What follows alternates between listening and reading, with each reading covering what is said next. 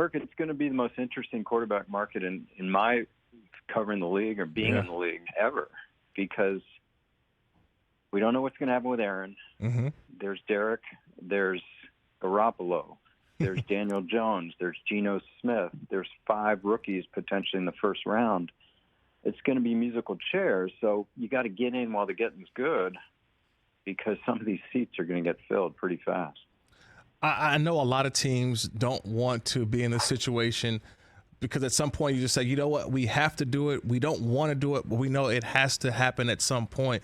And I feel like this is finally the year, Andrew. You've been around the organization before, the Green Bay Packers.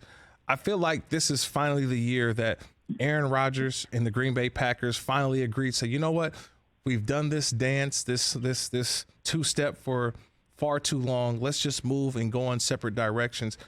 Ultimately, how do you think this thing ends up with Aaron Rodgers and the Green Bay Packers for this season? Let me be clear. I don't have inside knowledge. Correct. Obviously, I have great resources at the organization, and I know Aaron, but I have not talked to either side about this. But I agree with you. I think it's time. Yeah. I think but the question that unanswered is, which I'd really like the Packers to answer, which they won't, is, okay, if Aaron emerges from his retreat and says, well, I think people expect him now to say, yeah, I want to be traded or retire. What if he comes out and says, you know what, I want to be back. I want to be Packer another year or two, whatever. Because I don't get the sense they want that. Right.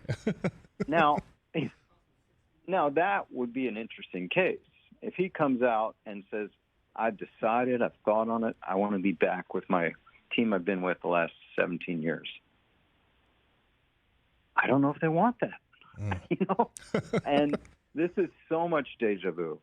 So, I mean, I shake my head. Think about it. We drafted Aaron. We put him in the bullpen for 3 long years. Yeah. 3 years. They drafted Jordan. They put him in the bullpen for 3 long years. Right. We decided we love Brett, but it's time for a change.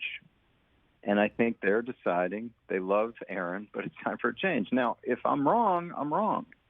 But can you imagine, I know no one cares about Jordan Love, but can you imagine going to Jordan Love and saying, hey, by the way, we're not going to play you till your 5th year? Okay. I mean, that's really hard. And they'd say, trade me, but they don't want to trade him. Right. So this is really interesting. Very interesting. I think what's even more interesting, and I think this is more because we were just out there in Phoenix, in Arizona last week for Super Bowl week, that I'm very interested, Andrew, in what the Arizona Cardinals decide to do at quarterback, because there was no guarantee on the timeline for when Kyler Murray will be available to you. So how do you bring in that bridge starter? I feel like it's sounding real Jacoby Brissett-ish, if that makes sense, where you bring in a guy and say, oh, he can start, but we know he's just keeping the seat warm for the next guy. But you've got a new head coach now in Jonathan Gannon. So I'm trying to figure out, with the money you just gave Kyler Murray, now you got to go out and find someone just to keep the seat warm for him.